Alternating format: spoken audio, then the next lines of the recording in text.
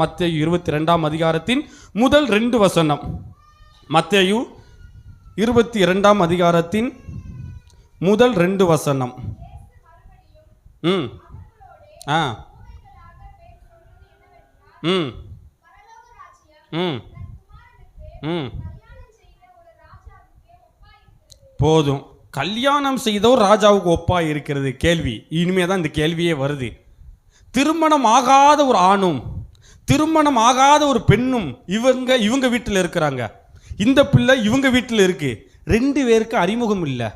பொண்ணு வீட்டுக்காரங்க மாப்பிள்ளை தேடி அலைகிறாங்க, மாப்பிள்ளை வீட்டுக்காரங்க பொண்ணு தேடி அலைகிறாங்க. 2 குடும்பம் இன்னும் சந்திக்கலை. ஆனால் எப்படியாவது கல்யாணத்தை முடிச்சு வச்சிடணும்னு பிளான் பண்ணுறாங்க. இப்போ எத்தனை ஸ்டெப்பு தாண்டி இவங்க 2 பேரையும் கல்யாணம் முடிச்சு தனி கொடுத்தன அனுப்பலாம்? இதுதாங்க கேள்வி. கேள்வி புரிஞ்சுதான் பாருங்களேன். திருமணம் ஆகாத ஆண் அவங்க வீட்டில் இருக்காங்க, திருமணம் ஆகாத பெண் இவங்க வீட்டில் இருக்கிறாங்க. இப்போ 2 வீட்டுக்காரங்களும் எவ்வளவு ஸ்டெப் எடுக்க வேண்டியிருக்கு. ஒரு பழமொழி சொல்லுவாங்க, கல்யாணம் பண்ணிப்பாரு வீட்டை கட்டிப்பாரு, அப்பந்தாண்டா அவனுக்கு தெரியும்னு. ஸோ அப்போனா கல்யாணம் பண்ணுறது எவ்வளவு பெரிய ஒரு கொடுமையான காரியமாக இருக்கு. அதனால் தனித்தனியாக இருக்கிற மாப்பிள்ளையும் பொண்ணும் சேர்ந்து ஒரு குடும்ப வாழ்க்கை நடத்தணும் வேணும் என்றால் எத்தனை ஸ்டெப்பு இருக்கு? அந்த ஸ்டெப்பை நீங்களே சொல்லிடுங்க. இதுதாங்க கேள்வி. இந்த கேள்வியைத்தான் சர்ச்சில் கேட்டேன். இது யாருக்கு பதில் தெரியும்? கல்யாணம் ஆனவங்களுக்கு தானே பதில் தெரியும். கல்யாணம் ஆனவங்களாம் முன்னு குடிஞ்சுக்கிட்டாங்க. இங்கே 2 வாலிப பையன் காலேஜ் ஃபர்ஸ்ட் இயர் படிக்கான், அடிக்காம பாயிண்ட் டக்கு டக்கு டக்கு டக்கு டக்குன்னு. ஏன்னா இதுக்கு உனக்கு கேள்விக்கு பதிலே தெரியாதடா. ஏனே எனக்கு எல்லாமே தெரியுமனே, அடுத்த கேள்வி கேளுங்கண்ணே, அடுத்த கேள்வி கேளுங்க. அதுக்கு பிறகுதான் இவனை நிறுத்துடா, நீயே எல்லா விஷயத்தையும் சொல்லாத, எல்லாரும் சொல்லட்டும் அப்படின்னு சொன்னேன். அந்த மாதிரி. அதனால் நீங்கள் சொல்கிறது தான் பிரசங்கத்தினுடைய பாயிண்ட்டு. அப்படியே பிரசங்கத்தை முடிச்சுட்டு சோம் பண்ணி முடிச்சிடலாம். அதனால் நீங்களே சொல்லுங்கள். ஏன்னா இதுதான் வசனம். பரலோக ராஜ்யம் தன்னுடைய குமாரனுக்கு கல்யாணம் செய்யப்படும் தன் ராஜாவுக்கு ஒப்பா இருக்கான். ஸோ ராஜா வீட்டு கல்யாணம் தலைப்பு போட்டுக்கோங்க, ராஜா வீட்டு கல்யாணம். ஸோ கல்யாணத்தில் எத்தனை ஸ்டெப் இருக்குது நீங்களே வேகமாக சொல்லிட்டீங்கன்னா பிரசங்கத்தினுடைய தலைப்பை முடிச்சிடலாம். சுச்சுவேஷனை சொல்லிட்டேன். நான் தான் சொல்லுவேன். நான் யார்ட்டையும் கேள்வி கேட்காம நான் வாட்டில் பேசிட்டு 6 மணி நேரம். உங்களுக்கு புரிஞ்ச மாதிரி போகணும்னா இந்த ரூட்டு தான் யூஸ் பண்ண வேண்டியிருக்கு. நீங்களே சொல்லிடுங்க. வேறு எந்த கேள்வியும் கிடையாது. உங்கள் லைஃப்பில் நடந்தது இல்லை நடக்க போகிறது உங்களுக்கு தெரிஞ்சது நீங்களே சொல்லிடுங்களேன். மொதல் பாயிண்ட் நான் எடுத்து விடுதேன், அடுத்த பாயிண்ட் நீங்கள் சொல்லிடுவீங்கன்னு நினைக்கிறேன். என் வாயை திறக்கவா வேண்டாமா? இல்லை நான் சொன்னீங்கன்னா என்ன நினைப்பாங்கன்னு மொதல் பாயிண்ட் நானே சொல்லிடுறேன். பொண்ணு பார்த்தல். பொண்ணு தானே பார்க்கணும். எடுத்தோடனே பொண்ணு பார்க்கணும். மாப்பிள்ளையா பார்ப்பாங்க? பொண்ணு தான் பார்ப்பாங்க. மாப்பிள்ளைக்கு ஏற்ற பொண்ணு எங்கே இருக்கு? பொண்ணை பார்த்து அந்த பொண்ணு வீட்டில் போய் பொண்ணையும் அவங்க குடும்பத்தையும் பார்ப்பாங்க. ஸோ முதல் பாயிண்ட் பொண்ணு பார்த்தல். அடுத்து சொல்லுங்களா, 2 பேருக்கும் புரிஞ்சுக்கும். ஸோ பொண்ணு பார்க்கக்கூடிய நிகழ்ச்சியிலேயே இப்போ ஆமாம் 2 பேரையும் பேச விட்டுருவாங்க. ரைட்டு, உங்களுக்கு பிடிச்சிருக்கா, என் குடும்பத்துக்கு பிடிச்சிருக்கா, உன் குடும்பம் என் குடும்பம் சரியாக வருமா, என் மனசு உங்கள் மனசு சரியாக வருமா, என் வேலையை உங்கள் வேலையும் சரியாக வருமா, 2 குடும்பமும் சரியாக போச்சு. இது எல்லாம் பொண்ணு பார்க்குற நிகழ்ச்சியே முடிஞ்சு போச்சு. அடுத்து மாப்பிள்ளை வீட்டுக்காரங்க பொண்ணு வீட்டுக்கு வந்து பொண்ணு பார்த்தாச்சு, ஓகேன்னு சொல்லியாச்சு. அடுத்த பாயிண்ட் யார் வீட்டு? அதுதான் வீடு வந்து தான் பார்த்தாச்சு. பொண்ணு வீட்டுக்கு இவங்களும் அவங்க போய் பார்த்தாச்சு. அடுத்து 2வது பாயிண்ட் நிச்சயம். இதான் பிரசங்கத்தினுடைய பாயிண்டே இதுதாங்க. முதல் பாயிண்ட் பொண்ணு பார்த்தல், 2வது பாயிண்ட் நிச்சயதார்த்தம். சரி, நிச்சயதார்த்தத்தில் என்ன நடக்கும்? சரி ரைட்டு, நிச்சயதார்த்தம் யார் வீட்டில் வச்சு நடக்கும்? பொண்ணு வீட்டில். இதெல்லாம் இப்போ நான் பிரசங்கங்க, நீங்கள் நினைக்கிய பிரசங்கம் இதெல்லாம். நிச்சயதார்த்தம் பொண்ணு வீட்டில் வச்சு நடக்கும். மாப்பிள்ளை வீட்டில் இருக்கிறவங்க எல்லாரும் சொந்தக்காரங்களை எல்லாம் கூப்பிட்டுக்கிட்டு அப்படியே பழத்தட்டில் எல்லா பழமும் இருக்கணும், பைபிள் இருக்கணும், நிச்சயதார்த்த புடவையா, நிச்சயதார்த்த புடவை இருக்கணும், நகை நட்டு எல்லாத்தையும் எடுத்துக்கிட்டு பொண்ணு வீட்டுக்கு வருவாங்க. பொண்ணு வீட்டில் வச்சு தட்டு மாற்றுவாங்க. தட்டு மாற்றும்போது உங்கள் பாஸ்டரை கூப்பிடணும்ல, பாஸ்டரை கூப்பிடாடி சண்டையாயிரும். அதனால் உங்கள் பாஸ்டரை கூப்பிடணும், அவர் வந்து ஜோம் பண்ணணும். அவர் தான் 2 குடும்பத்துக்கு அங்கே ஒரு 1 மணி நேரம் பிரசங்கத்தை போடணும். அந்த பிரசங்கத்துக்கு முடிஞ்ச பிறகு இந்த குடும்பம் அந்த குடும்பம் ஓகேவான்னு சொல்லணும். நிச்சயதார்த்த புடவையை எடுத்து யார்கிட்ட கொடுப்பா? நிச்சயதார்த்த புடவையை யார்கிட்ட கொடுப்பா? மாப்பிள்ளை வீட்டுக்காரங்க பொண்ணு. இதெல்லாம் பிரசங்கம் அடுத்து கேட்பேன், 2வது ரவுண்ட் வரும்போது கேட்பேன். நான் நோட் பண்ண பாயிண்ட் எல்லாம். ஸோ நிச்சயதார்த்த புடவையை பொண்ணு மாப்பிள்ளை வீட்டுக்காரங்க எடுத்து பொண்ணு வீட்டுக்கு கொடுத்துட்டு நல்ல கறி மூலையும் நல்லா சாப்பிட்டு கிளம்பி போயாச்சு. Okay, 2 point over. பிரசங்கத்தினுடைய 2 பாயிண்ட் முடிஞ்சு போச்சு. 3வது பாயிண்ட் நிச்சயதார்த்தம். உங்கள்கிட்ட அப்படி சொன்னா நிச்சயதார்த்தம் முடிஞ்சு போச்சு. அடுத்து டைரக்டா கல்யாணம் தானா? நான் இந்த காலத்து கல்யாணத்தை கேட்கல, நீ இந்த காலத்திலேயே நினைச்சுக்கிட்டு இருக்க கூடாது. பொண்ணு மாப்பிள்ளையும் பார்த்தாச்சா உடனே ரிஜிஸ்டர் ஹவுஸுக்கு போவோம், 2 பேரும் கல்யாணம் பண்ணுவோம். இல்லாட்டி எங்கேயாவது ஒரு வீடை பார்ப்ப கொடுத்தனம் பண்ணிடுவோம். நீ இந்த காலத்து கல்யாணத்தை நான் கேட்கல, அந்த காலத்தில் ஒரு கல்யாணம் நடந்ததே அந்த கல்யாணத்தை கேட்கேன். ஸோ 2 நிச்சயதார்த்தம் முடிஞ்சு போச்சு. நிச்சயதார்த்தத்தில் தட்டு மாற்றியாச்சு, நிச்சயதார்த்த புடவையை மாற்றியாச்சு, இவங்க வீட்டுக்கு கிளம்பியாச்சு. அடுத்த பாயிண்ட் ஐயா, இதுதாங்க கல்யாணமான ஒரு பாசிட்டிவ் வச்சிருந்தா தான் எங்களுக்கு தெரியும். எங்க கூட்டாளி போய் வச்சிருந்தீங்கன்னு தெரியாது, எங்களுக்கு கல்யாணம் ஆகல. அப்பனா ஆயத்தம் தெளிவான ஒரு பாயிண்ட். இதுக்கு தான் பிரசங்க மர பக்கத்திலேயே வச்சுக்கணும், அடுத்த பாயிண்ட் எடுத்து கொடுப்பாங்கன்னு. அடுத்து ஆயத்தத்தில் என்ன நடக்கும்? எதுக்கு ஆயத்தம்? பத்திரிக்கை அடிக்க பொண்ணு வீட்டுக்காரங்களுக்கு ஆயத்தம் தேவை, மாப்பிள்ளை வீட்டுக்காரங்களுக்கு ஆயத்தம் தேவை.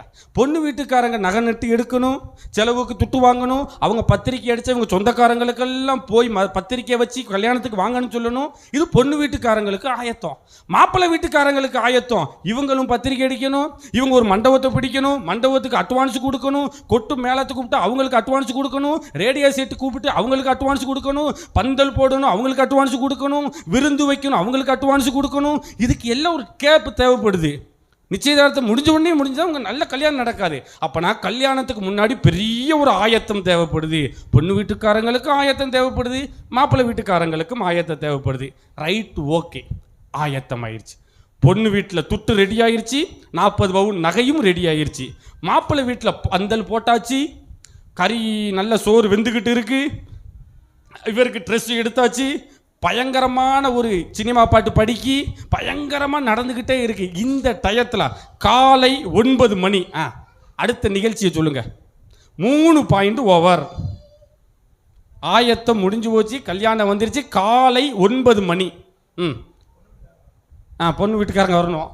சரி, உங்களுக்கு இதுக்கு முன்னாடி இன்னொன்று வச்சுக்கிடுவோமே, காலையில் 9 மணி இல்லை, அதுக்கு முந்தின நாள் நைட்டு அப்படி வச்சுக்கிடுவோம். ஆயத்தம் எல்லாம் முடிஞ்சு போச்சு. பாயிண்ட் நம்பர் 1 பொண்ணை பார்த்தாச்சு. பாயிண்ட் நம்பர் 2 நிச்சயதார்த்தம் முடிஞ்சு போச்சு. பாயிண்ட் நம்பர் 3 2 குடும்பமும் ஆயத்தம் ஆயாச்சு. 4வது இன்னொரு பாயிண்ட், நல்லா யோசிங்க. அக்கா கரெக்டாக அடிச்சிட்டாங்க. இப்போ தாங்க எல்லாரும் பாயிண்ட் சொல்லி, நானும் ஒரு பாயிண்ட் சொல்லுவேன், கரெக்டாக அடிச்சிட்டாங்க. பொண்ணு அழைத்தல், பொண்ணு அழைச்சிட்டு வரணும்ல. மாப்பிள்ளை வீட்டில் இருக்காரு, பொண்ணு வீட்டில் இருக்கு, 2 பேர் வரணும்னா பொண்ணு அழைக்கணுமே. பொண்ணு அழைச்சா என்ன நடக்கும்? யார் வீட்டுக்கு போவா? மாப்பிள்ளை வீட்டுக்காரங்க சொந்தக்காரங்க எல்லாம் பொண்ணு வீட்டுக்கு வந்து பொண்ணை கூட்டுட்டு அங்கே போய் எங்கே கல்யாணம் நடக்கும் அங்கே போயிடுவாங்க. இதுதானே இதுக்கு பெயர் பொண்ணு அழைத்தல். முடிஞ்சு போச்சு. பொண்ணை அழைச்சிட்டு இவங்க கல்யாணம் நடக்கிற இடத்துக்கு வந்தாச்சு. நைட்டெல்லாம் ஃப்ரெஷ் ஆகியாச்சு, காலையில் குளிச்சு முடிச்சாச்சு. இப்போ 9 மணி. அடுத்த நிகழ்வு 4 பாயிண்ட் ஓவர். பொண்ணு அழைச்சிட்டு வந்தாச்சு. அடுத்து பொண்ணு அதெல்லாம் ரெடி ஆயிடுச்சு. 8:45 அவங்க தான் பொண்ணு தான் கல்யாணத்துக்கு ரெடி ஆகணும். ஸோ இதெல்லாம் முடிஞ்சு போச்சு. அடுத்து முக்கியமான நிகழ்வு, பொண்ணுக்கு மேக்கப் எல்லாம் போட்டாச்சு. அடுத்து நானும் சொல்லியிருந்தேன், பொண்ணுக்கு மேக்கப் போட்டாச்சு, நல்ல சேரி கீரி கெட்டியாச்சு, ஜம்முன்னு செல்ஃபி எடுத்து போஸ்ட் எல்லாம் போட்டாச்சு. இப்போ சொல்லுங்க அடுத்த பாயிண்ட். தாலி கட்டணுமா? அப்போனா தாலி கட்டுறதுக்கு அதுக்கு பேர் கல்யாணம். இதுக்கு பேர் தாங்க கல்யாணம். இதுக்கு பெயர் கல்யாணம். கல்யாணமும் விருந்தும் ஒரே நாளில் நடக்குமா? நல்லா தடபுடலாம் ஒரு 2 ரெவரண்ட் வருவார், குருவானவர் வருவார். அவர் பாசிக்கு 4 பாட்டு படிப்பார். ஏதேனில் ஆதாமும் ஏவாளும் வந்த மாதிரி 2 திருமண பாடல் படக்கும். இங்கிட்டு திருமணத்திற்கான ஆபிரகாமுக்கு ஏற்ற ஒரு ஆள், இங்கிட்டு ஈசாக்கு ஏற்ற ஒரு ஆளுன்னு சொல்லி ஒரு பிரசங்கம் ஓடும். 2 பேரையும் கூப்பிடுவாங்க, 2 பேரையும் கல்யாணம் பண்ணுவாங்க. அதுக்கு பிறகு போட்டோ எடுப்பாங்க, அதுக்கு பிறகு சாப்பாடு நடக்கும். ஸோ கல்யாணமும் முடிஞ்சிருச்சு, விருந்தும் முடிஞ்சிருச்சு. விருந்து மதிய சாப்பாடோட 1:45 2 மணின்னு வச்சுக்கூடும். 2 மணிக்கு முடிஞ்சிருச்சு, கல்யாணமும் முடிஞ்சது, விருந்து முடிஞ்சது. அடுத்த பாயிண்ட் 5 பாயிண்ட் ஓவருங்க. பிரசங்கத்தை நான் தான் சொல்லுவேன்ல, 10 நிமிஷத்தில் பிரசங்கத்தையும் முடிச்சிருவேன். 5 பாயிண்ட் ஓவர். அடுத்த பாயிண்ட் சூப்பருங்க, மறுவீடு போகணுங்க. அதுக்கு தான் நான் டயத்தெல்லாம் சொல்கிறேன். 2 மணி ஆச்சுன்னா அடுத்து சாயந்தரம் 3 மணிக்கு மேலே கிளம்பணுமே. ஸோ மறுவீடு போவாங்க. மறுவீடு யார் வீட்டுக்கு போவா? மாப்பிள்ளை வீட்டுக்காரங்க பொண்ணு வீட்டுக்கு போகணும். இதுதான் மறுவீடு. சூப்பர். இவங்க மாப்பிள்ளை எல்லாம் சேர்ந்து ஒரு வேனை பிடிச்சாச்சு, பொண்ணையும் உள்ளே ஏற்றியாச்சு, மாப்பிள்ளையும் ஏற்றியாச்சு, பொண்ணுக்குரிய தோழிகளை ஏற்றியாச்சு, மாப்பிள்ளைக்குரிய தோழர்களை ஏற்றியாச்சு, கொட்டு அடிக்கிறதுக்கு ஒரு டீமை இன்னொரு வண்டியில் ஏற்றியாச்சு, கிருன்னு வண்டி வந்து ஒரு இடத்துல போய் நிப்பாட்டியாச்சு.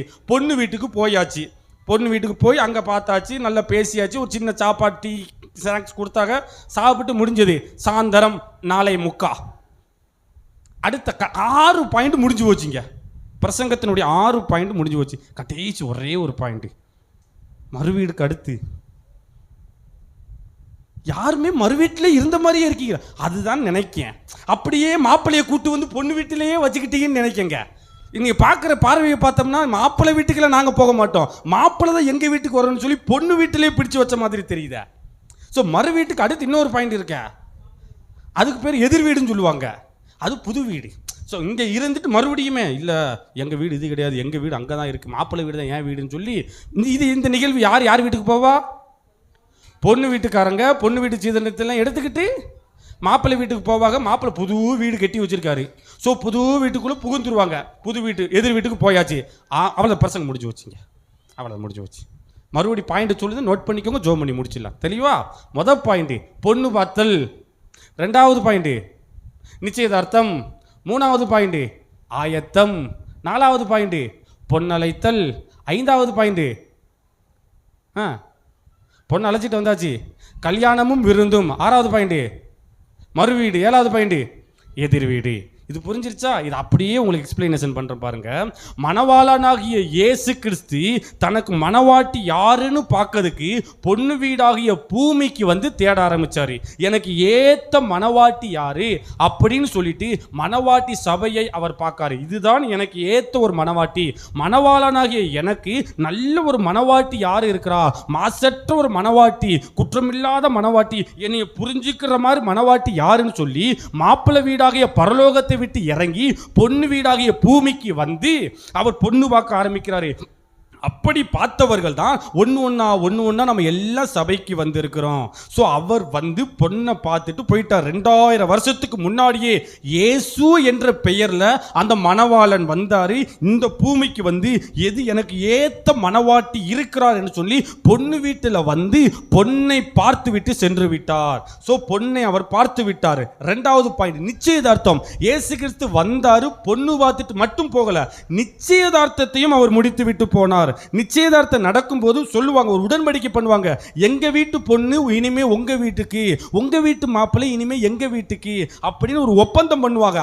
இதே மாதிரி தான் இயேசு கிறிஸ்து நிச்சயதார்த்தம் பொண்ணு வீட்டில் வைத்து தான் நடக்க ஆரம்பிக்கும். இதே மாதிரி மணவாளனாகிய இயேசு கிறிஸ்து மணவாட்டியை நிச்சயதார்த்தம் பண்ணுவதற்கு மணவாட்டியாகிய பூமிக்கு வந்து சிலுவை என்ற நிகழ்வின் மூலம் இரத்த உடன்படிக்கை பண்ணி இருக்கிறார். அந்த நாட்களை நிச்சயதார்த்தம் பண்ணும்போது நிச்சயதார்த்த புடவை கொடுப்பாங்க, டவுரி கொடுப்பாங்க. அதே மாதிரி இயேசு கிறிஸ்து சிலுவையில் வந்து ரட்சிப்பு என்கிற வஸ்திரத்தை மணவாட்டிக்கு கொடுத்துட்டு, இனிமே நீ எனக்குரியவள், நீ தான் என்னுடைய மணவாட்டி, இது சாதாரண ஒப்பந்தம் கிடையாது, ரத்தத்தினால் ஆன ஒப்பந்தம் என்று சொல்லி அவர் தன்னுடைய சொந்த ரத்தத்தையே சிந்தி ரத்த உடன்படிக்கை பண்ணிவிட்டு நிச்சயதார்த்தத்தையே முடித்து விட்டு போய்விட்டார். மணவாளனாகிய இயேசு கிறிஸ்து பொண்ணு வீட்டுக்கு வந்து பெரிய ஒரு நிச்சயதார்த்தத்தை, அது ரத்த உடன்படிக்கையை சிலுவையில் சிந்தி ரட்சிப்பு என்ற வஸ்திரம், நிச்சயதார்த்த வஸ்திரத்தை எப்படி பொண்ணுக்கு கொடுப்பார்களோ அதே மாதிரி மணவாளனாகிய இயேசு கிறிஸ்து ரட்சிப்பு என்கிற வஸ்திரத்தை மணவாட்டிக்கு கொடுத்துட்டு நிச்சயதார்த்தத்தை முடிச்சிட்டு டவுரி எப்படி கொடுப்பாங்களோ அதே மாதிரி கிருபை என்கிற ஒரு டவுரிய, கிருபை அன்பு வரங்கள் என்கிற காரியத்தை நமக்கு டவுரியாய் கொடுத்துட்டு, நீதான் என்னுடைய மணவாட்டி, நான் மறுபடி வந்து உன்னை பொண்ணை அழைச்சிட்டு போவேன் என்று சொல்லி அவர் தன்னுடைய வீட்டுக்கு போய்விட்டார். நிச்சயதார்த்தத்தை அவர் பண்ணிவிட்டு போனார். 3வது ஆயத்தம்.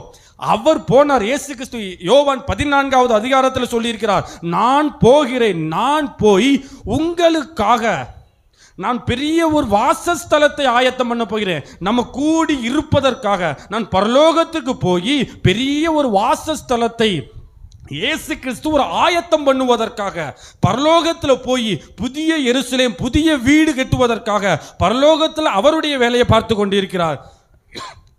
பூமியில மணவாட்டியாகிய சபை தான் ஆயத்தமாகணும். எப்படி எஸ்தர் ராஜாத்திக்கு ராஜாவோடு பிரவேசிப்பதற்கு முன்னாடி சுத்திகரிப்பு நடந்தது, ராஜாவுக்கு பிரியமான மாதிரி, ராஜாவுக்கு பிடிச்ச மாதிரி எஸ்தர் எப்படி மாறணுமோ அதே மாதிரி மணவாளன் வரப்போறாரு, மணவாளனை பிடிச்ச மாதிரி சபை மாறணும், சபையில் இருக்கக்கூடிய நாம் மாறணும் என்று சொல்லி இந்த நாட்கள் ஆயத்தத்தின் நாட்கள், நாம் நம்மளை சுத்திகரிப்பதற்கும் நாம் நம்மளை தயார்படுத்துவதற்குமான நாட்கள். இப்போதும் உலகத்தில் எடுத்துக்கிடுவோமே, பொண்ணுக்கு எப்படி சொல்லி வளர்ப்பாங்க, நிச்சயதார்த்தம் முடிஞ்ச பிறகு பொண்ணு சொல்லுவாங்க, இனிமே நீ காலையில் 12 மணிக்கு எந்திக்க கூடாது, காலையில் 6 மணிக்கு எந்திக்கணும்னு சொல்லி கொடுப்பாங்க. இனிமே நீ ரசம் வைக்கணும்னா நீ சாம்பார் வைக்கணும்னா தண்ணியாக வைக்கக்கூடாது, தண்ணியாக வச்சா அதுக்கு பேர் ரசம், கட்டியாக வைக்கணும், அதுதான் சாம்பார்னு சொல்லி கொடுப்பாங்க. ஏன் சொல்லி கொடுப்பாங்கன்னா, இனிமே நீ இங்கே இருந்த மாதிரி அங்கே இருக்க முடியாது, நீ இனிமேல் மாப்பிள்ளை வீட்டுக்கு போறவா, மாப்பிள்ளைக்கு பிடிச்ச மாதிரி தான் நீ இருக்கணும், நீ மாப்பிள்ளைக்கு பிடிச்ச மாதிரி தான் பேசணும், நீ ட்ரெஸ் போடுறியா மாப்பிள்ளைக்கு பிடிச்ச மாதிரி தான் இருக்கணும்னு சொல்லி மாப்பிள்ளைக்கு பிடிச்ச மாதிரியே பிள்ளையை வளர்ப்பாங்க. அதே மாதிரி தான், அதுதான் ஆயத்தத்தின் நாட்கள்.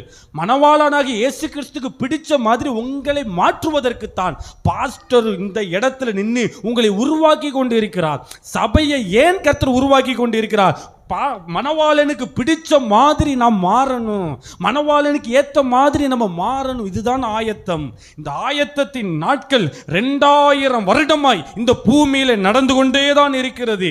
அந்த நிச்சயதார்த்தத்துக்கு பிறகு 2000 ஆண்டுகள் சபை ஆயத்தமாகிட்டே இருக்கு. மணவாளனுக்கு பிடிச்ச மாதிரி தன்னை ஆயத்தப்படுத்திக்கிட்டே இருக்கு. மணவாளனுக்கு எதெல்லாம் பிடிக்கலையோ அதெல்லாம் வேண்டான்னு ஒதுக்கிக்கிட்டு இருக்கு. பெரிய ஒரு சுத்திகரிப்பு நடந்துகிட்டே இருக்கு. இதுதான் சபைக்கு ஆயத்தத்தின் நாட்கள். இதுதான் இப்போ வரைக்கும் இருக்கு. இதற்கு பிறகு பூமியில சம்பவிக்க போகிறது 3 பாயிண்ட் நேச்சுரலா அப்படியே பூமியில நடந்துகிட்டு இருக்கு. 2 பாயிண்ட் நடந்து முடிஞ்சிருச்சு. பொண்ணு பார்த்தலும் முடிஞ்சு போச்சு, நிச்சயதார்த்தமும் முடிஞ்சு போச்சு. இயேசு கிறிஸ்து என்னைக்கு 2000 வருஷத்துக்கு முன்னாடி இந்த பூமிக்கு வந்தாரோ அவர் பொண்ணை பார்த்து விட்டு நிச்சயதார்த்தம் பண்ணிட்டு போயிட்டாரு. இப்போ ஆயத்தத்தின் நாட்களிலே நாம் இருக்கிறோம். சபை ஆயத்தத்தின் நாட்களில் இருக்கிறது. இதற்கு பிறகு ஒன்று நடக்கும், அதுதான் பொன்னழைத்தல். இந்த பொன்னழைக்கிற நிகழ்ச்சி மணவாளன் மாப்பிள்ளை வீட்டில் சொந்தக்காரங்களை எல்லாம் கூப்பிட்டுக்கிட்டு மேலதாளங்களை எல்லாம் கூப்பிட்டுக்கிட்டு அங்க இருந்து பொண்ணு வீட்டுக்கு வந்து பொண்ணை எப்படி கூட்டிட்டு போவாங்களோ அதே மாதிரி இயேசுவாகிய கர்த்தர் மணவாளனாகிய இயேசு கிறிஸ்து அவருடைய சொந்தக்காரர்களாகிய தேவ தூதர்களை எல்லாம் கூட்டுக்கிட்டு, பிரதான தூதன் அவன் தான் எக்காலம் ஊதுவான் மேலதாளத்தோட, அவன் அவ்வளவு பெரிய கூட்டத்தை கூட்டுக்கிட்டு மறுபடி பொண்ணு வீட்டுக்கு வந்து பொண்ணை கூட்டிக்கிட்டு போவார். இதற்கு பெயர் ரகசிய வருகை. பொன்னழைத்தல் எப்படி சொல்றோமோ இதற்கு பெயர் ரகசிய வருகை. இயேசு கிறிஸ்து மறுபடியும் இதே பூமிக்கு வருவார். இந்த பூமியில எந்த மணவாட்டி சபை பழுதற்றதா இருக்கிறது, எந்த சபை தன்னை ஆயத்தப்படுத்தி இருக்கிறது, எந்த சபை கர்த்தருக்கு பிரியமாய் இருக்கிறதோ அவர்களை மாத்திரம்தான் அவர் பொண்ணு மாதிரி அழைச்சிட்டு போயிடுவார். பொன்னழைத்தல் நிகழ்வு, இதைத்தான் சபை எடுத்துக்கொள்ளப்படுதல் என்பதாக 1 தெசலோனிக்கேயர் 4வது அதிகாரத்தில் வேதம் சொல்லுகிறது. மற்ற 24வது அதிகாரத்திலும் இதை பற்றி சொல்லப்பட்டு இருக்கிறது. மணவாளனாகிய இயேசு கிறிஸ்து, கர்த்தராகிய இயேசு கிறிஸ்து மத்திய வானத்தில் வந்து நிற்பாராம். யாரு? தேவதூதர்கள் எல்லாம் கூட்டுக்கிட்டு பிரதான தூதனுடைய எக்கால சத்தம், பெரிய ஜோர பெரிய கூட்டத்தை கூட்டுக்கிட்டு பொன்னழைக்க வருவாரு. பொன்னை அழைத்திட்டு கர்த்தருக்குள் மரித்த பரிசுத்தவான்கள், கர்த்தருக்குள் இருக்கிறவர்களை கர்த்தர் அப்படியே எடுத்துக்கிட்டு போயிடுவாரு. இனிமேதான் இந்த நிகழ்வு பூமியிலே நடக்க போகிறது. பொண்ணை எப்படி மாப்பிள்ளை கூட்டிக்கிட்டு அவர் வீட்டுக்கு போவாரோ, மணவாளனாக இயேசு கிறிஸ்து மணவாட்டி சபையை கூட்டிக்கிட்டு போவதற்காக மறுபடியும் இதே இடத்திற்கு கர்த்தர் வரப்போகிறார், பூமிக்கு வரப்போகிறார். பூமிக்கு வந்துதான் பொண்ணை கூட்டிட்டு போகணும். அதற்கு பிறகு கல்யாணமும் விருந்தும். என்றைக்கு இயேசு கிறிஸ்து சபை எடுத்துக்கொள்ளப்பட்டு அவருடைய வீட்டுக்கு மத்திய வானத்திற்கு அந்த பரலோகத்திற்கு போறார்களோ அந்த பரலோகத்தில் வைத்து கல்யாணமும் விருந்தும் அதே இடத்துல வைத்து நடக்கும். வெளிப்படுத்தின விசேஷம் 19வது அதிகாரத்தில் சொல்லப்பட்டு இருக்கு. கல்யாண விருந்து ஆயத்தமாய் இருக்கிறது, மணவாட்டி தன்னை ஆயத்தப்படுத்தினாள் என்பதாக. ரகசிய வருகைக்கு பிறகு மாப்பிள்ளை வீடாகிய பரலோகத்தில் வைத்து மணவாளனாகிய இயேசு கிறிஸ்துவுக்கும் மணவாட்டியாகிய சபைக்கும் பெரிய ஒரு கல்யாணமே நடக்க போகிறது. அந்த கல்யாணமும் நடக்கும், கல்யாணத்தில் பெரிய விருந்தும் நடக்கும். யாருக்கு தெரியுமா? தன்னை ஆயத்தப்படுத்தின மணவாட்டிக்கையோடு தான் கர்த்தர் தன்னுடைய திருமணத்தை முடிய பண்ண போகிறார்.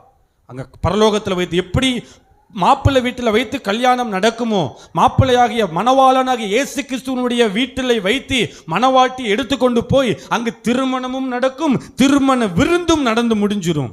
கல்யாணம் முடிஞ்சிடும். கல்யாணம் முடிஞ்ச பிறகு மறுபடியும் மறுவீடு வருவாங்க. மறுவீடு பொண்ணு வீட்டுக்கு போற மாதிரி பகிரங்கமான வருகையில் இயேசுவும் அவருடைய மணவாட்டி சபையும் தேவ தூதர்களும் மறுபடியும் இதே பூமிக்கு வருவாங்க.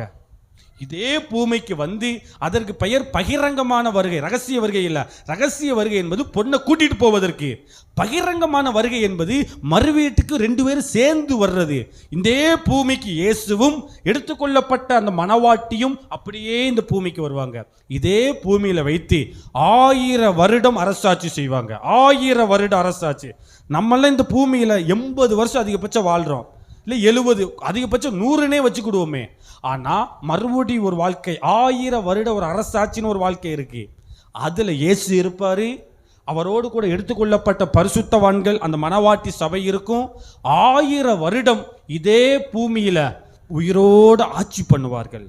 1000 வருஷம் மரணமே கிடையாது. 1000 வருஷம் நம்மளுடைய தோற்றம் வயசானவங்க மாதிரி மாறவே மாறாது. 1000 வருஷம் சமாதானம் உள்ள ஒரு ஆட்சி. இதே பூமி தான். துன்மார்க்கர்கள் எல்லாம் சங்கரிக்கப்பட்டு விடுவார்கள். பரிசுத்தவான்களும் இயேசு மாத்திரம்தான் இருப்போம். அதில் ஏசாயா தீர்க்கதரிசி தன்னுடைய அனுபவத்தை, அதை தன்னுடைய தரிசனத்தை எழுதுதாரு. நமக்கு தெரியும் புலி பசித்தாலும் புல்லை திங்காதுதான் நமக்கு தெரியும்.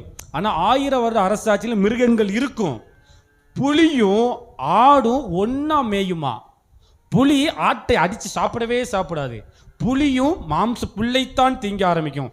அந்த அளவுக்கு 1000 வருட அரசாட்சியில மிருகம் கூட ஒன்னோடு ஒன்று அடித்து சாப்பிடவே சாப்பிடாது. ஒரு சமாதானம் உள்ள ஆட்சி. இதை விட பரவாயில்ல, இருக்கிறது மோசமானது பாம்பு தான் நம்ம நினைப்போம். ஆனால் 1000 வருட அரசாட்சியில சின்ன பிள்ளை புத்துக்குள்ள, பாம்பு புத்துக்குள்ள கையை விட்டு பாம்போட விளையாடுமா, பாம்பு கடிக்கவே கடிக்காதான். அப்படிப்பட்ட ஒரு அன்பான ஆட்சி அந்த நாட்களில் இருக்கும்.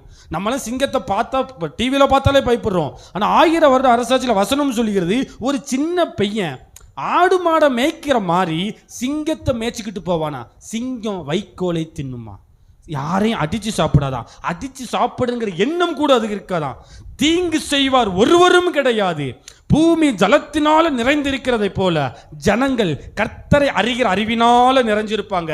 அந்த 1000 வருடம் சமாதானம் உள்ள ஒரு ஆட்சி, 1000 வருடம் துன்பமில்லாத ஒரு ஆட்சி, 1000 வருடம் அன்பான ஒரு ஆட்சி. இயேசுதான் ராஜாவாய் இருப்பார், ராஜாதி ராஜாவாய் இருப்பார். ஒரே ராஜா, பூமி அனைத்திற்கும் அன்பான ஒரு ஆட்சி நடக்கும்.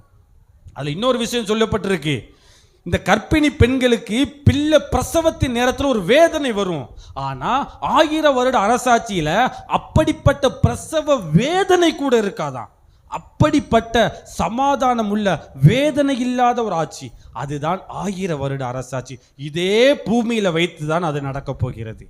1000 வருடம் அந்த ஆட்சி நடக்கும். இதுதான் மணவாளனும் மணவாட்டியும் மறுவீடாக இங்க வந்து கொஞ்ச நேரம் இருந்துட்டு போறாங்க. ஒரு நாள் 1000 வருடம் போலவும் வசனம் சொல்லுது. ஸோ 1000 வருடம் மறுவீடு வந்துட்டு மறுபடியும் எதிர்வீடு போகணுமே.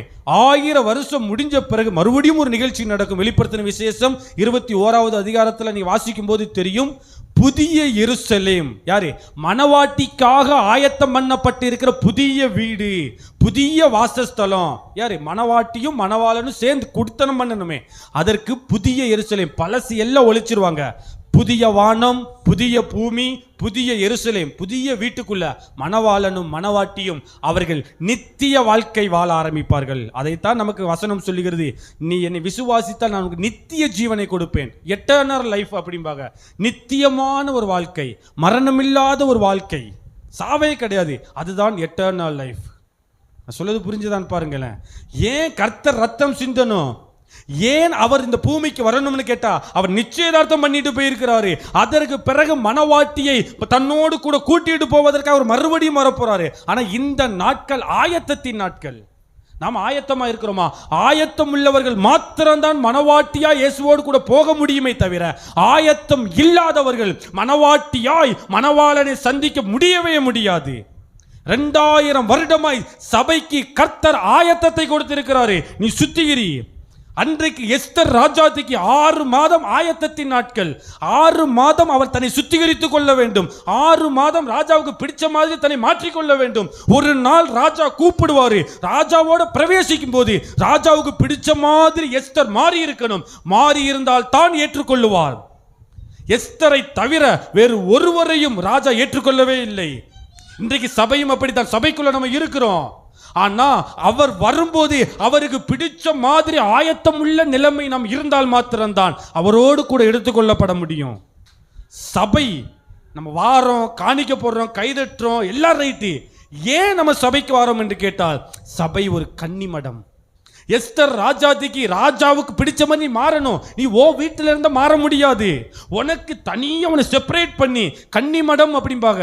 கன்னிமடத்தில் எல்லா கன்னிகளையும் அந்த இடத்துல வச்சு நீ ராஜாவுக்கு பிடிச்ச மாதிரி மாறணும்னா உன் வீட்டில் மாற முடியாது. வீட்டில் உனக்கு சொல்லிக் கொடுக்க ஆள் கிடையாது. தானாவும் சுத்திகரிக்க முடியாது. இந்த கன்னிமடத்துக்கு வந்தால் தான் ஒரு 6 மாசம் பயிற்சி கொடுப்போம், 6 மாசம் உன்னை சுத்திகரிப்போம், 6 மாசம் உனக்கு உபதேசம் பண்ணுவோம். இதை எல்லாம் கேட்டு நீ மாறும்போது தான் நீ ராஜாவோடு போக முடியும். அதே மாதிரி தான் நீங்க என்றைக்கு வேண்டுமானாலும் மரணம், யாருக்கு வேண்டுமானாலும் வரலாம். நான் இயேசு கிறிஸ்துவை ஏற்றுக்கொண்டேன், நான் வீட்டில் இருந்து ஆயத்தமானால் சொன்னா ஆயத்தமாக முடியாது. எஸ்தர் ராஜாத்திக்கு எப்படி ஒரு தனியா ஒரு கன்னி மடத்துல வைத்து அவளை ஆயத்தம் பண்ணி சுத்திகரித்து ராஜாவுக்கு பிடிச்ச மாதிரி மாத்தினாங்களோ, அதே மாதிரி உங்களை இந்த இடத்துல கூட்டிட்டு வருவது, மணவாளன் வரும்போது நீங்க அவரோடு கூட போவதற்கு ஆயத்தமாக இருக்கணும், சுத்திகரிக்கணும். அதுக்குத்தான் இந்த ஆயத்தத்தின் நாட்கள். வேகமாக ஒரு 4 பாயிண்ட் சொல்லிட்டு நான் பிரசங்கத்தை முடிக்கிறேன். யார் போக முடியாது? யார் சபையில் 100 பேர் இருக்கிறோம், 100 பேரும் இயேசுவோடு போயிட முடியுமா? 100 பேரையும் இயேசு கிறிஸ்து தன்னுடைய பொன்னாய் அழைத்து விடுவாரா? பொன்னலைக்க வரும்போது யார் ஆயத்தமாக இருக்கிறார்களோ அவர்களை மட்டும்தான் கர்த்தர் தன்னோடு கூட கூட்டிட்டு போவார். ஆயத்தம் இல்லாதவர்களை கர்த்தர் கூட்டிட்டு போக மாட்டார். வேகமாக ஒரு 4 பாயிண்ட் சொல்லிட்டு நான் பிரசங்கத்தை முடிக்கிறேன். அதே மத்தேயு 22ஆம் அதிகாரத்தின் 3வது வசனத்தை ஒருவர் வாசிக்கலாம்.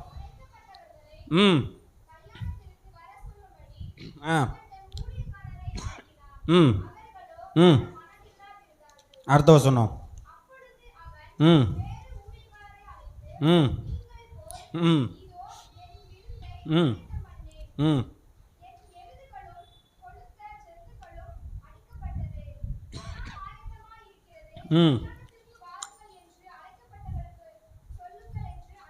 அடுத்த வசனம்.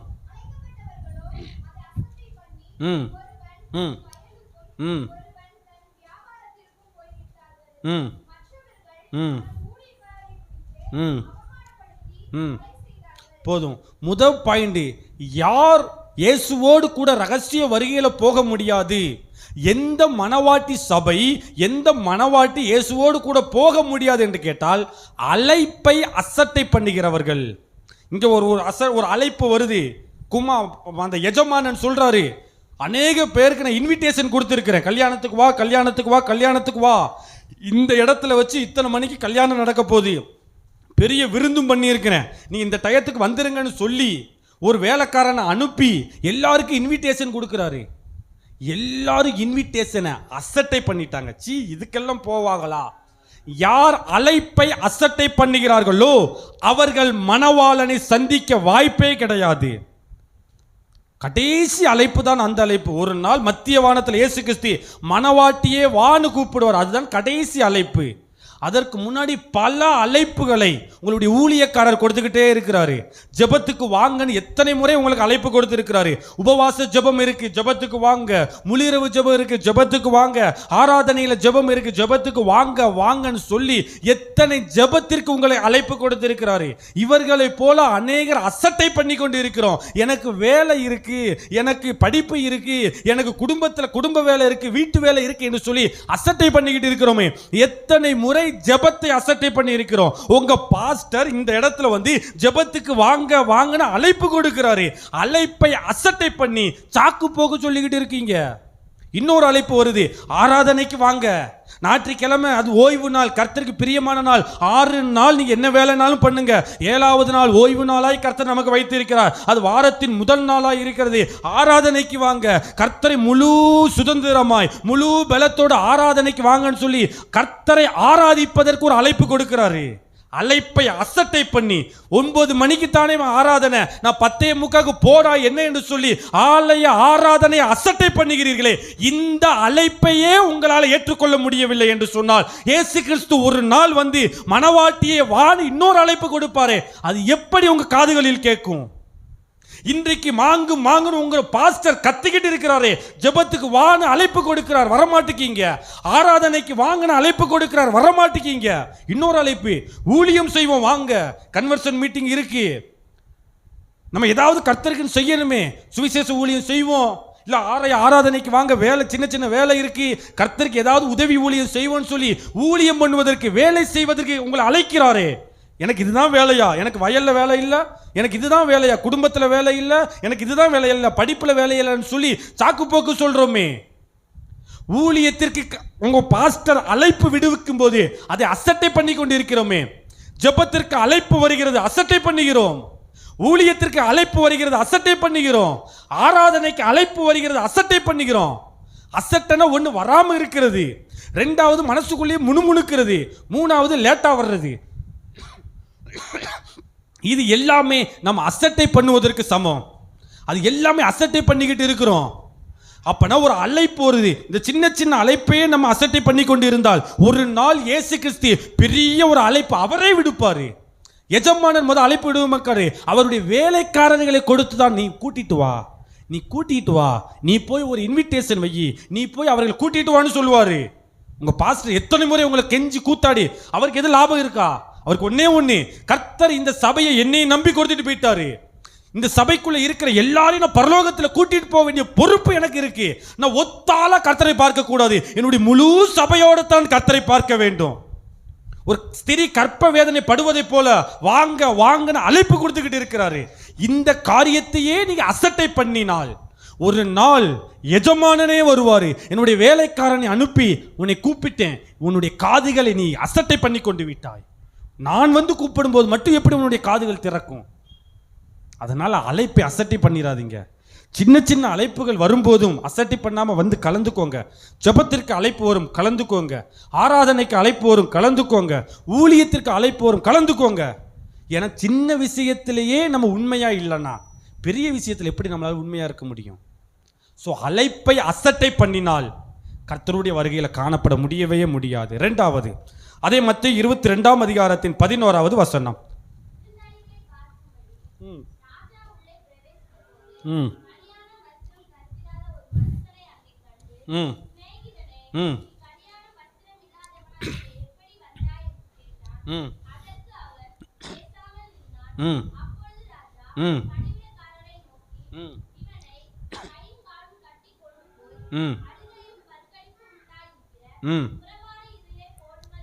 போதும், இந்த சம்பவத்தை நான் உங்களுக்கு வேகமாய் சொல்லிடுறேன். ஒரு முறை ராஜா தன்னுடைய குமாரனுக்கு கல்யாணம் வச்சிருக்கிறாரு. ஸோ இன்விடேஷனை ஏகப்பட்டு பேருக்கு முதல் ரவுண்டில் அனுப்புதாரு. எல்லாருமே சாக்கு போக்கு சொல்ல ஆரம்பிச்சிட்டாங்க. எனக்கு வேலை இருக்கு, எனக்கு படிப்பு இருக்கு, எனக்கு வீட்டில் பாத்திரம் விளக்க வேண்டியிருக்கு, எனக்கு துணி துவைக்க வேண்டியிருக்கு, எனக்கு ஏகப்பட்ட வேலை இருக்கு, இதுதான் வேலையான்னு சொல்லி எல்லாரும் அசட்டை பண்ணிட்டாங்க. கர்த்தர் பார்த்தாரு, எல்லாரும் அசட்டை பண்ணிட்டாங்களா? ரெண்டாவது, தெருவில் உள்ளவெல்லாம் பார்த்து கூப்பிடு, அவனை பார்த்து வரட்டும் சொல்லி தெருவில் நிற்கிறவனையெல்லாம் கூப்பிட்டாங்க. இவன் சொந்தக்காரன் கிடையாது, தெருவில் நிற்கிற வேண்டாதவ மூணாவது வீட்டுக்காரன், அவனையெல்லாம் அழைச்சி கூப்பிட்டாரு. அவங்க எல்லாம் உள்ள வந்துட்டாங்க. உள்ள வந்தோடனே ராஜா எல்லாரையும் பார்க்குறாரு. எல்லாருக்குமே கல்யாண வஸ்திரம் கொடுத்துருக்காங்க. கல்யாண வஸ்திரம்னா நாங்கள் கூப்பிட்டு தான் வந்திருக்கிறோம், எங்களுக்கு வஸ்திரம் கொடுத்தாக நாங்கள் வந்துட்டோம்னு. ஒரே ஒருத்த மட்டும் கல்யாண வஸ்திரம் இல்லாதவனா நிற்கான். கர்த்தர் பார்த்தாரு, உன் கல்யாண வஸ்திரத்தை எங்க, உன் கல்யாண வஸ்திரத்தை எங்க? ஒண்ணுமே மூச்சு காட்டாம இருக்கான். அவனை அப்படியே தூக்கி பற்கடிப்புள்ள நரகத்துல தூக்கி போட்டுருங்க அப்படிங்காரு. கர்த்தருடைய கல்யாணத்துல பங்கேற்க முடியல. இது யார் தெரியுமா? இயேசு கிறிஸ்து இந்த பூமிக்கு 2000 வருஷத்துக்கு முன்னாடி வந்தாரு. வந்த இயேசு கிறிஸ்து நிச்சயதார்த்தம் என்கிற ஒரு வஸ்திரத்தை கொடுத்தாரு, ரட்சிப்பு என்கிற வஸ்திரத்தை கொடுத்தாரு. அதை தொலைச்சிடக்கூடாது. ஒரு நாள் இயேசு கிறிஸ்து வந்து பாப்பாரு, நான் எல்லாருக்கும் ரட்சிப்பின் வஸ்திரத்தை கொடுத்தேனே, அந்த வஸ்திரத்தை யாரும் தொலைக்காம வச்சிருக்காங்களா? நான் நேத்தைக்கு ரட்சிக்கப்பட்ட ரைட்டு, இன்றைக்கு ரட்சிக்கப்பட்டு இருக்கிறோமா? அந்த ரட்சிப்புல நிலைச்சு நிற்கிறோமா? முடிவு பரியந்தம் நிலைத்திருப்பவனே ரட்சிக்கப்படுவான்.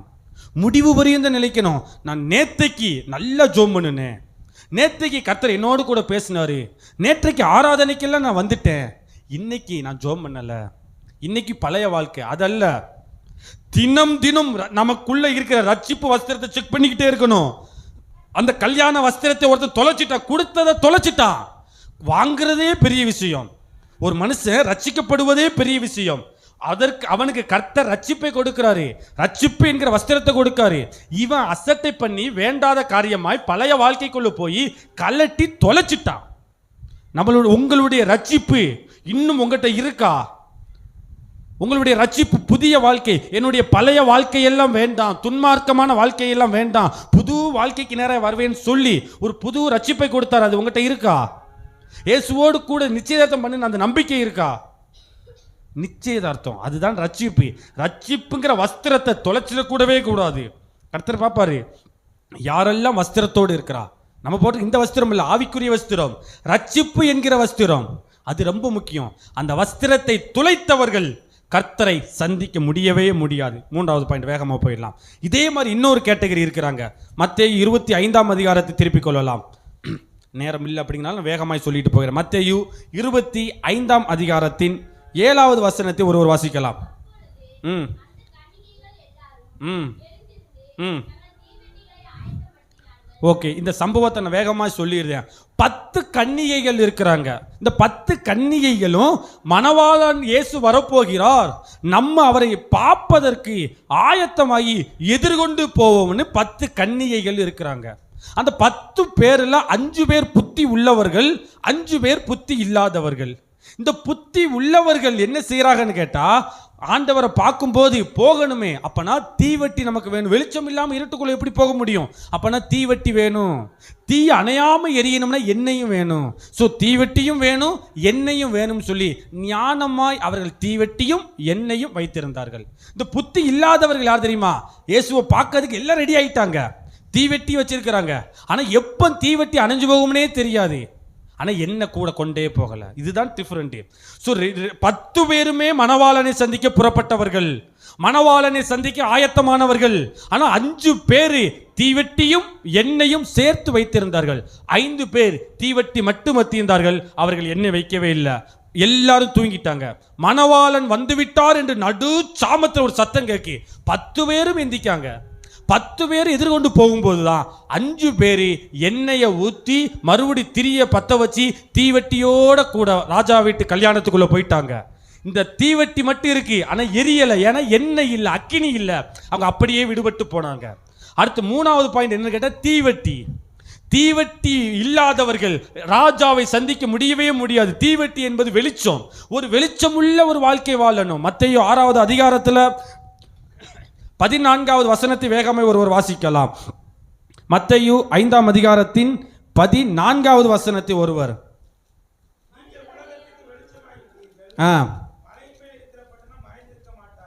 அடுத்து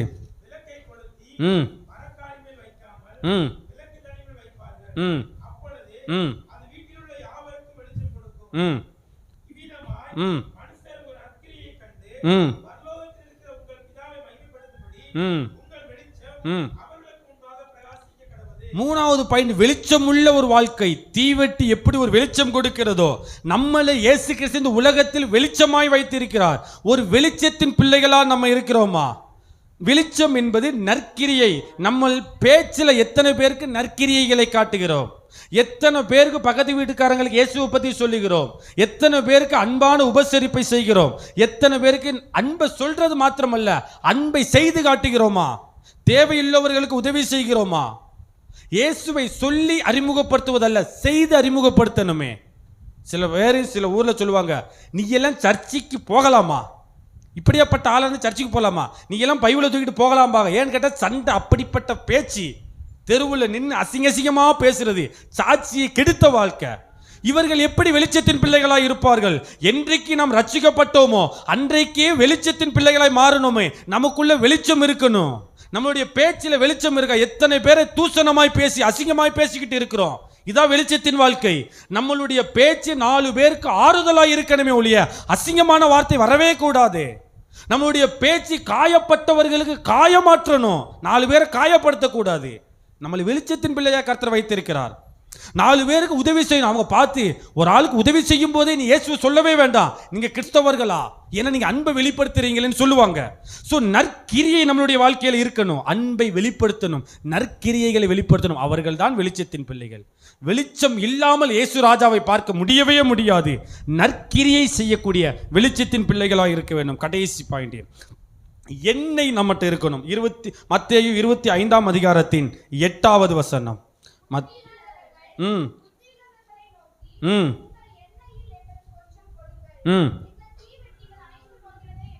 போதும். அடுத்து தீவெட்டி நம்மகிட்ட இருக்கு. ஆனா எண்ணெய், இந்த தீவெட்டி அணையாம இருக்கணுமா? எண்ணெயை ஊத்திக்கிட்டே இருக்கணும். அதுதான் எண்ணெய் என்பது பரிசுத்த ஆவியினுடைய அபிஷேகம். என் தலையை எண்ணெயினால் அபிஷேகம் பண்ணினீர். தாவீது தன்னுடைய 23வது சங்கீதத்தில் 5வது வசனத்தில் அழகாக சொல்லியிருக்கிறார், என் தலையை எண்ணெயினால் அபிஷேகம் பண்ணுகிறேன். இந்த எண்ணெய் என்பது அபிஷேகத்தை குறிக்கு, ஆவியானவரை குறிக்கி. நான் ரட்சிக்கப்பட்டேன், சபைக்கு வருகிறேன், பாட்டு படிக்கிறேன், காணிக்க போடுறேன், பாஸ்டர் சொன்ன அறிவிப்பெல்லாம் கேட்குறேன், உடனே முடிஞ்சது போகிறேன். இதல்ல கிறிஸ்தவ வாழ்க்கை. கிறிஸ்தவ வாழ்க்கை என்பது நமக்கு வெளியே இருக்கக்கூடிய கர்த்தரை உள்ள கொண்டு வரணும். கர்த்தர் இன்றைக்கு வெளியே இருக்கிறவர் கிடையாது. நம்ம கர்த்தர் வெளியே இருக்கிற கர்த்தரை உள்ள கொண்டு வர ஆரம்பிக்க வேண்டும். இதுதான் ஆவியானவராய் நமக்குள்ள ஆண்டவர் வர ஆரம்பிக்கிறார். ஆவியானவரை பெற்றுக்கொள்ளணும், ஆவியானவரால் நிரப்பப்படணும், ஆவியானவரால் வழிநடத்தப்படணும். யோவான் தன்னுடைய நிருபங்களில் எழுதியிருப்பாரு, அந்த அபிஷேகமே உங்களுக்கு சகலத்தையும் போதிக்கும். அந்த அபிஷேகம் தான் நமக்கு வழி நடத்தும். இன்னைக்கு என்ன செய்யணும், என்ன செய்யக்கூடாது, கர்த்தருக்கு எது பிடிக்கும், எது பிடிக்காது, நீ இன்னைக்கு என்ன செய்யலாம், செய்யக்கூடாது, எல்லாத்தையுமே நமக்கு சொல்லி கொடுத்து வழி நடத்துவது ஆவியானவர் தான். அந்த ஆவியானவர் தான் இங்க பூமியில் இருக்கிற நம்மளை அப்படியே கூப்பிட்டுக்கிட்டு இயேசுவோடு சேர்த்து வைக்க போகிறவர் ஆவியானவர் தான். ஒருவேளை மரித்து போய்விட்டால் மரித்து போன மனிதர்களை உயிரோடு எழுப்பி மறுரூபமாய் எடுத்து பரலோகத்தில் சேர்ப்பது ஆவியானவர் தான். ஆவியானவர் இல்லாம உயிர்த்தெழுதல் கிடையாது. ஆவியானவர் இல்லாம மறுரூபம் கிடையாது. ஆவியானவர் இல்லாம பரலோகத்துக்கு போக முடியாது. அதுதான் முக்கியம். கிறிஸ்தவ வாழ்க்கையில் ஆவியானவரை வெளியே வச்சிருக்க கூடாது. வெளியே வச்சுட்டு கைதட்டுகிறவர் அல்ல, உள்ள ஆவியானவர் இருக்கணும். சபையில் இருக்கிறது நல்லது. உங்களுக்குள்ள ஆவியானவர் இருக்கிறாரா? உங்களுடைய குடும்பத்தில் ஆவியானவர் இருக்கிறாரா? ஆவியானவருடைய சத்தத்தை கேட்டுதான் நீங்க நடக்கீங்களா? உங்களுடைய ஜெபத்தில் ஆவியானவர் இருக்கிறாரா?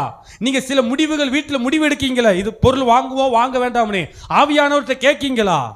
ஆவியானவரோடு பழகணும். ஆவியானவர் தான் எபேசியர் 4வது அதிகாரம் நினைக்கிறேன், மீட்கப்படும் நாளுக்கென்று முத்திரையாய் பெற்ற பரிசுத்த ஆவியானவர்.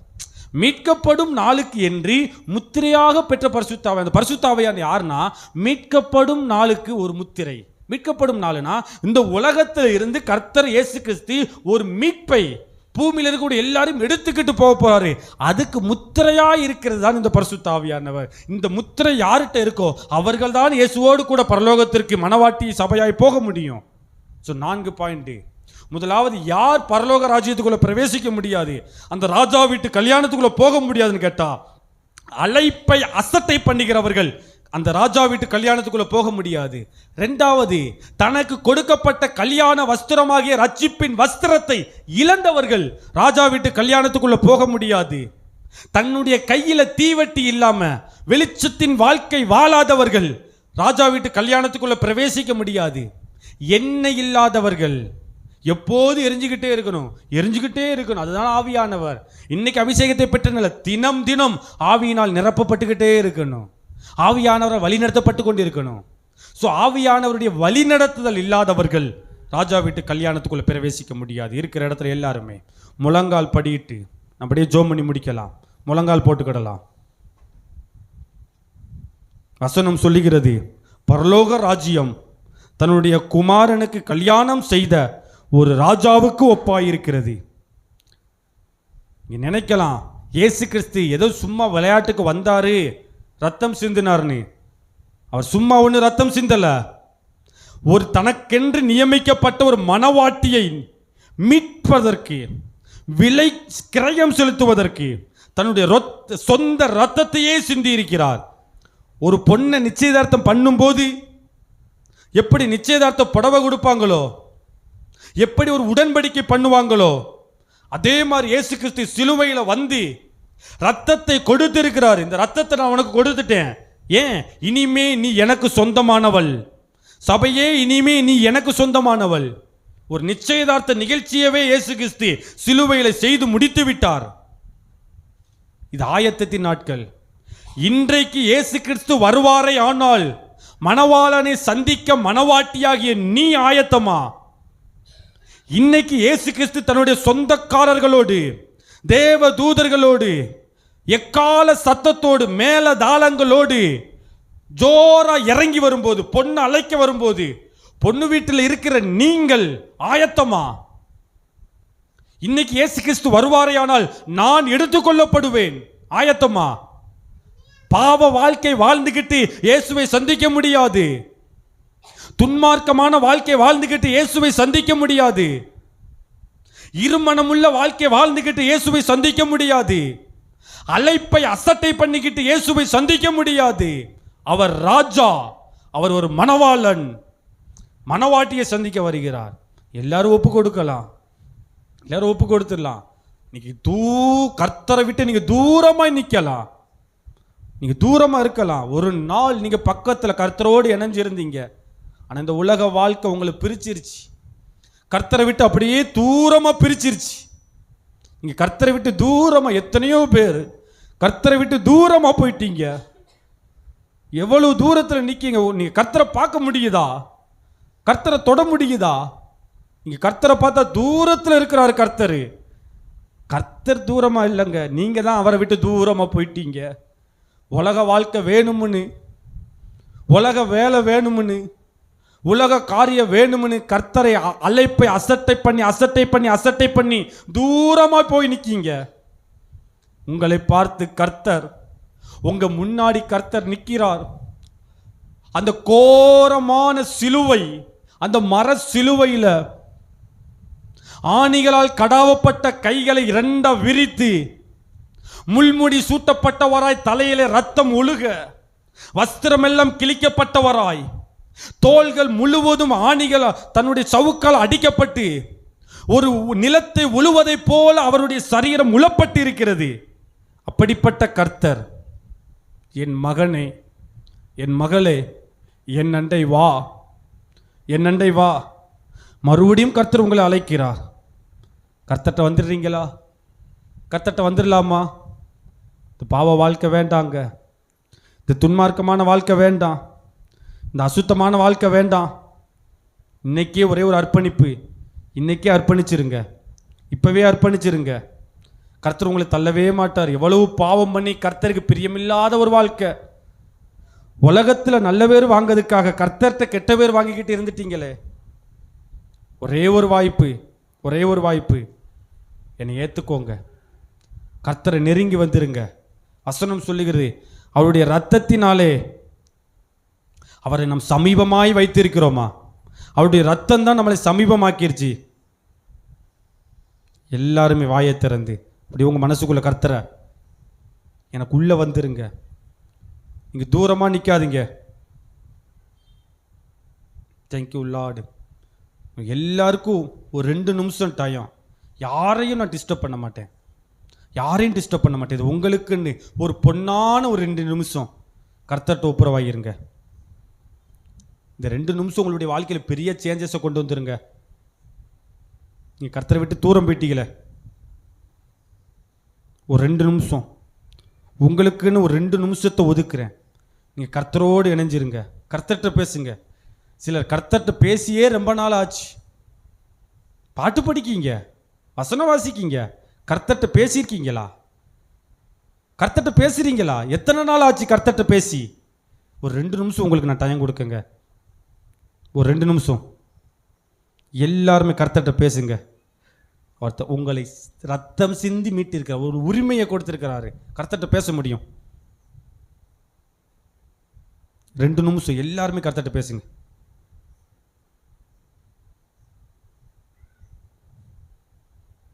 ரெண்டு நிமிஷம் எல்லாருக்கும். நான் யாரையும் டிஸ்டர்ப் பண்ணலை. ஒரு 2 நிமிடம், ஒரு பொன்னான நேரம்.